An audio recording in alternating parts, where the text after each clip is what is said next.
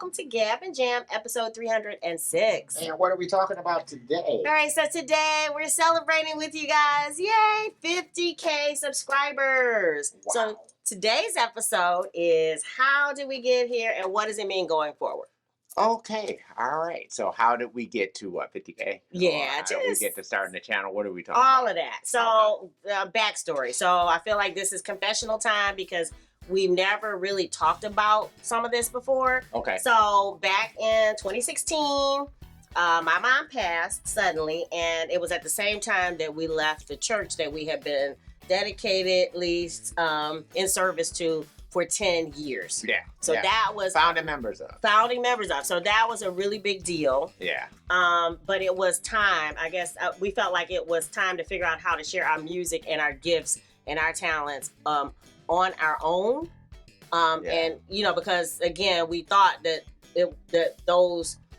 we would be tapped into more for that and where we were. So originally when we started off in the ministry, that it was sort of like we're doing a lot of original songs. Mm-hmm. So it would seem like that the songs that we would naturally do, who we naturally were an integral part of the ministry. And it seemed like that was kind of the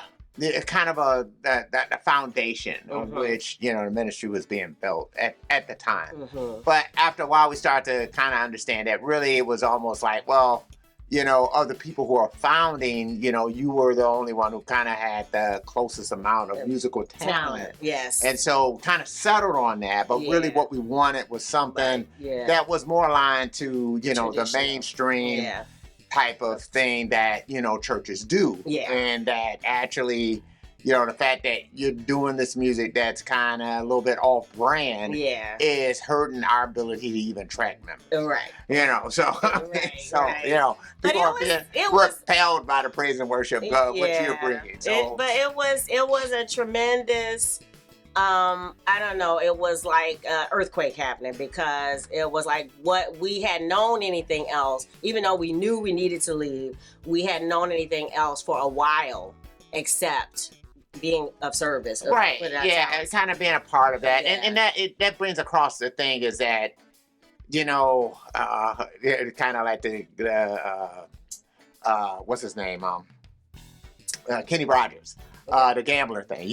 No one to hold him, no one to run, right? Yes. And it's kind of like, when do you know that point when are you giving up? Yes. Are you quitting? Are you, and it was kind of wrestling with those types of things, especially when you bring in God to the equation. Yeah. But I think there were, a few things. It was like, well, once you start feeling like, musically, and I think this goes for anything, that you're not doing what is innately you. Yes. But instead you're regretting or feeling like, oh man, if I'm me, this is not going to be right. And so I have to wish that I'm somebody else and try or be somebody else in order to, make sure that I'm, satisfying the people who I'm looking to please. And I guess even it was musically, but then also, I guess, stylistically, as far as I know the way I presented myself. Early on, I was very vanilla. Yeah. And I think they liked that. And then, of course, I began to be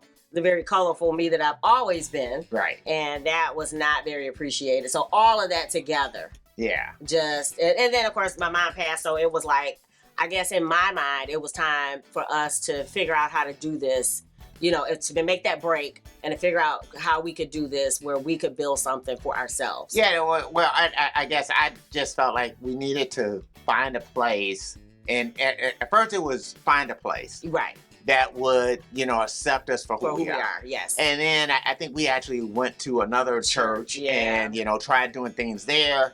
And, just in my spirit, I felt like, well, this is not it either. No. And then at the point you start realizing that, you gotta build it. Yeah, you're going to have to build that place where you can just be your authentic you. Yeah.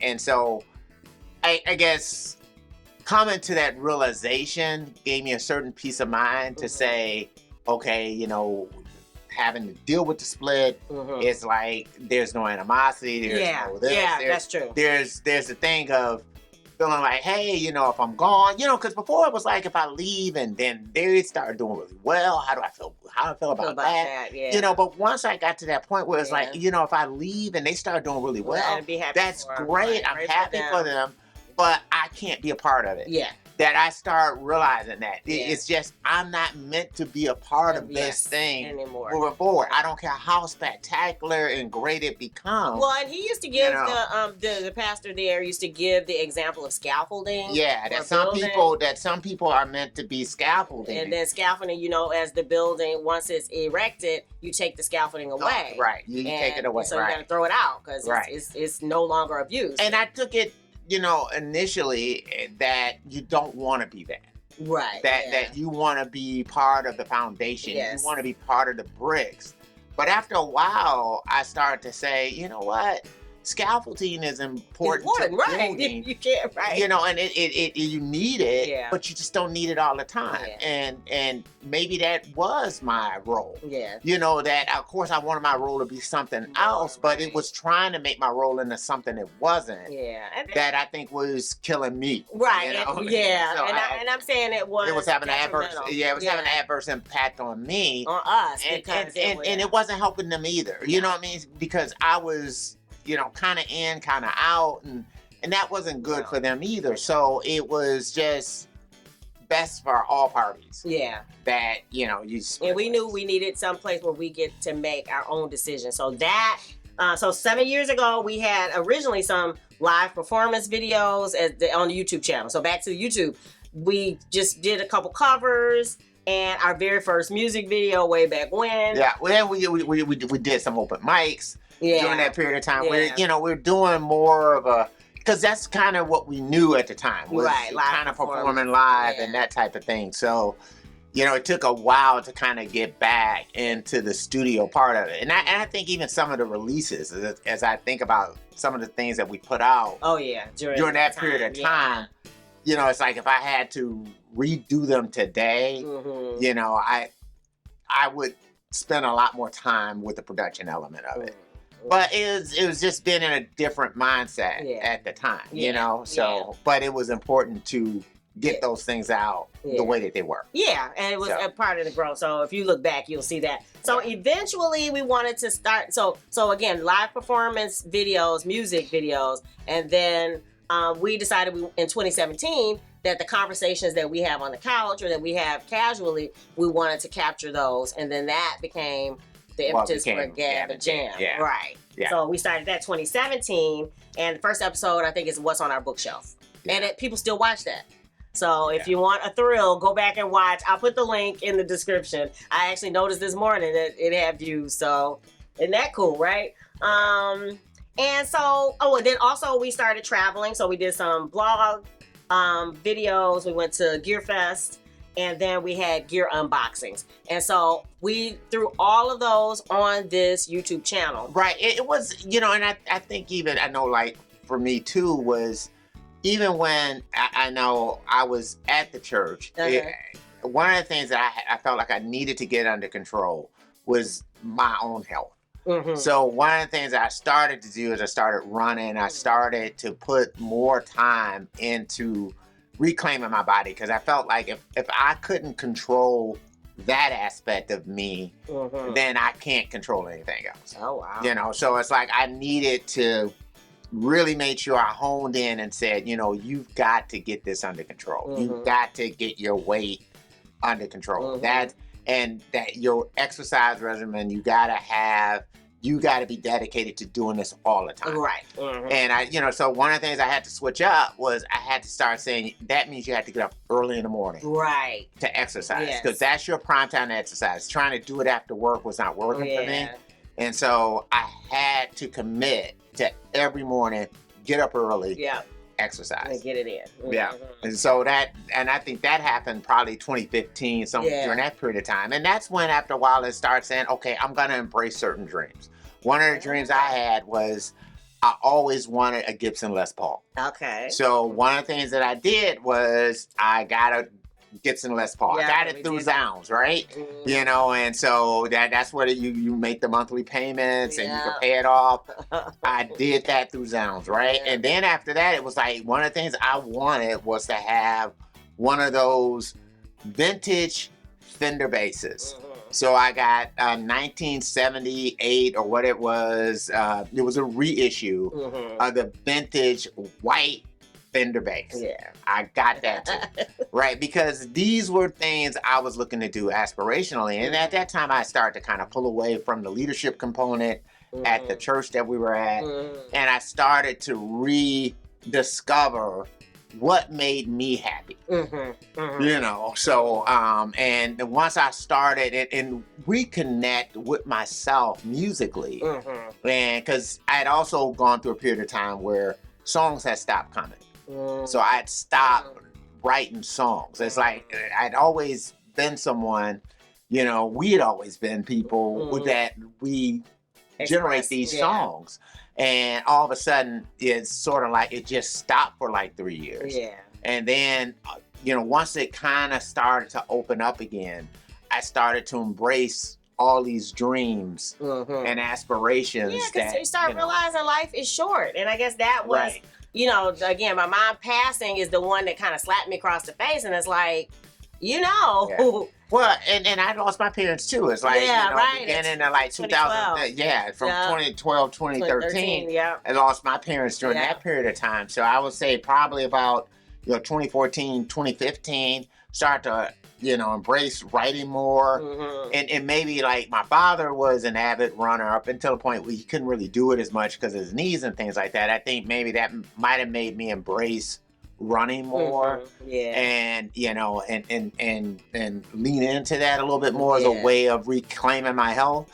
So I mean, but it was all of these things coming together that the life is short and you have to do what whatever it is.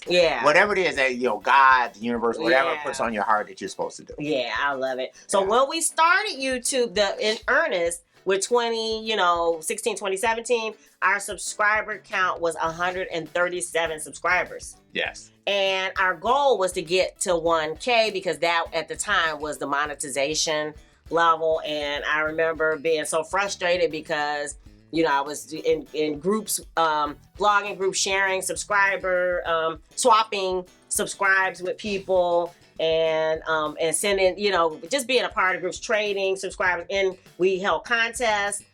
We kept posting videos, and that's kind of why one reason why it's gumbo with all the different types of videos. One reason, right? But then the other reason is it kind of goes with our brand, which is the holistic musician. We're artists, and whatever we create is, I guess, to me, should be on the channel. And I know we've had plenty of advice against having all of this on one channel. There's tons of advice, tons of people, experts, other, peers who are doing, crushing it and whatever else. And they're like, you need to have separate channels. But again, we had to do what we felt called to do. Right. So with our 137 subscribers, it took, I think, 6 months, even with all the hustling. I called it dropping links in different groups and stuff, 400 a day in order to get to 1,000 subscribers within about 6 months. But it was frustrating. I mean, I was questioning my own, like, why are you doing this? But I just felt like if we could get to 1K, then that meant that we could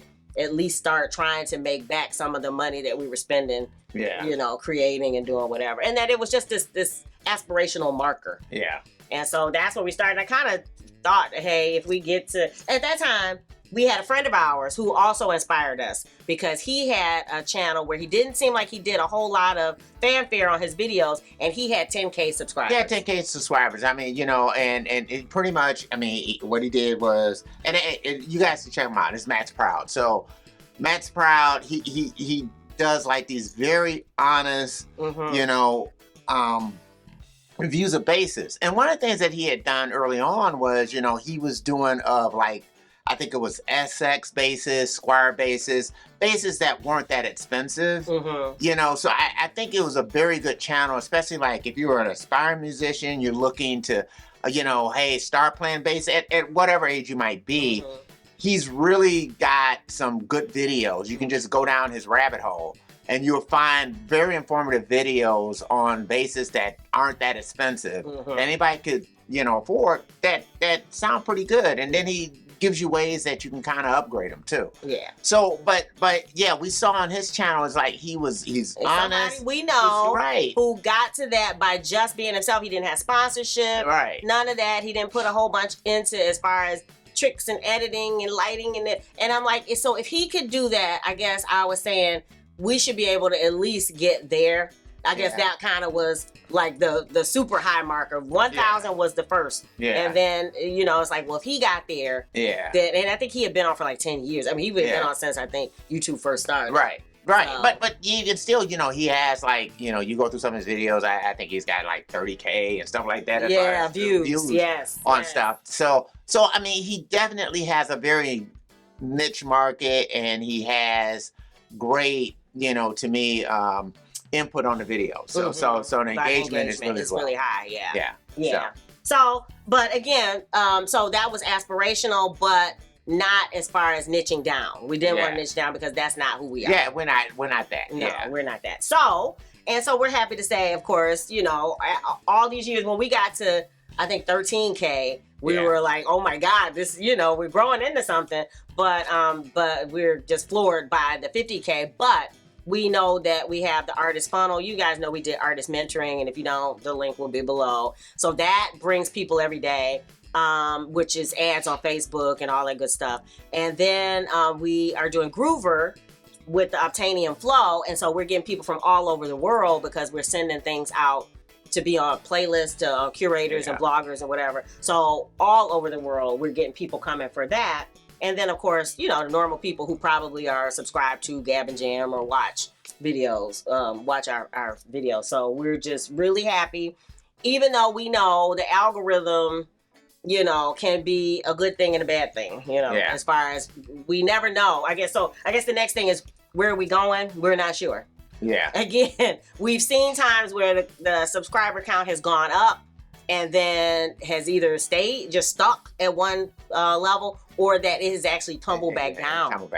For like 6 months at a time. So again, we are thankful for whatever the gods of YouTube give us, or whatever you guys, showing love to us. But really, we're just planning to lean into doing more of what we love doing. That's why we came here, and we weren't here just for subscribers. And I want to dispel the myth, for at least for us, because I happen to Google what should you make if you have 50,000 subscribers, and people are like $2,000 or $3,000 a month and whatever. I don't know about those.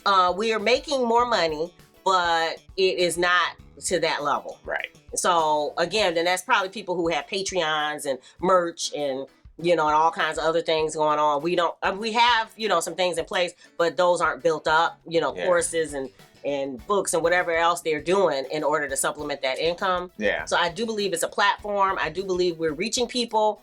But as far as money being raked in, I mean, it's that. And again, that it's one of those type of things where who say that, not say that you can't make it. Right. It's just saying, I'm just being honest, because so many people make it seem like, oh, I'm in the money. I'm raising my family off of YouTube. And again, I'm not saying that that's not possible. Right. That's true. I would love it. You might be able to do that. And you might be able to parlay, 50K subscribers into more than what we parlay.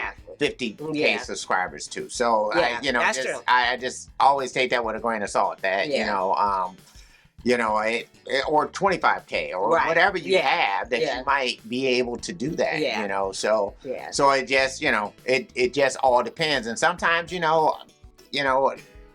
in the comments, if there's other people, you're running your YouTube channel, you feel like there's ways that, hey, we could do more with this. Put it down in the comments. Engage and let's that was actually that was my closer. My closer is, thank you guys, of course, for making us for getting us here, because without you, we couldn't have gotten here. But also, what would you like to see next?